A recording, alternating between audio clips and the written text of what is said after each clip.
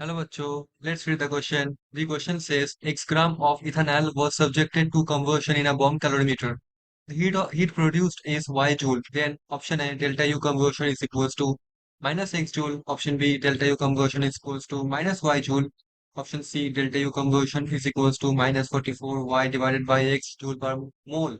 Option D delta H conversion is equals to minus 44 Y divided by X joule per mole. So question हमको पूछा कि हमारे पास 1 ग्राम ethanol है जो कि हम लोग कन्वर्शन कर रहे हैं बॉम्ब कैलोरीमीटर पे। उसमें वाई जूल हीट प्रोड्यूस हुआ है, तो हमारे पास इनमें से कौन सा स्टेटमेंट क्या है, कौन सा इक्वेशन सही है। So the key concept of this question is heat of heat of conversion. Now first of all हमको जानना होगा what is heat of conversion. So it is nothing but the heat given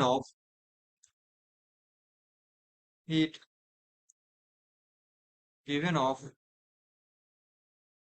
when one mole when 1 mole of a substance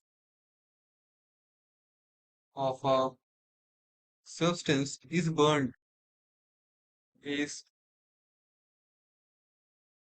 burnt completely is burned completely in an excess of oxygen in an excess of oxygen। So first of all हमारे पास क्या है, हमारे पास just a minute oxygen. हमारे पास यहाँ पे है ethanol. तो first of all हमको जानना होगा एग्जैक्टली जब इथेनॉल बर्न होता है तो हमको क्या मिलता है।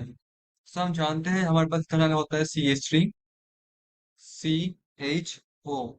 जब भी बर्न होता है ऑक्सीजन पे तो मैं बैलेंस फॉर्म लिख रहा हूँ 5/2 ऑक्सीजन, और हमारे पास यहाँ पे है 2CO2 प्लस 2H2O। तो नाउ हम जानते हैं कि हमने 1 ग्राम अगर इथेनॉल ले लिया तो हमको मिल जाएगा क्या, हमको मिल जाएगा यहाँ पे। ओके, फर्स्ट ऑफ ऑल ये जो रिएक्शन है कन्वर्शन, इसमें क्या होता है, हीट रिलीज होता है। That means it is exothermic reaction. So in this case जब 1 ग्राम को हम लोग बर्न करते हैं हमको कितना हीट मिलता है, हमको यहाँ पे मिलता है y joule of heat. Now हम जानते हैं हीट ऑफ कंबशन में क्या लिखा हुआ है, 1 मोल ऑफ अ सब्सटेंस को हमको बर्न करना होगा।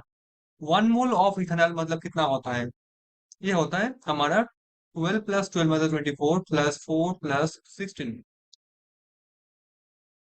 मतलब 44 ग्राम। सो हमको एक्चुअली 44 ग्राम इथेनॉल को बर्न करना होगा। देन हमको यहाँ पे मिल जाएगा कितना, हमको मिल जाएगा y divided by x multiplied by 44।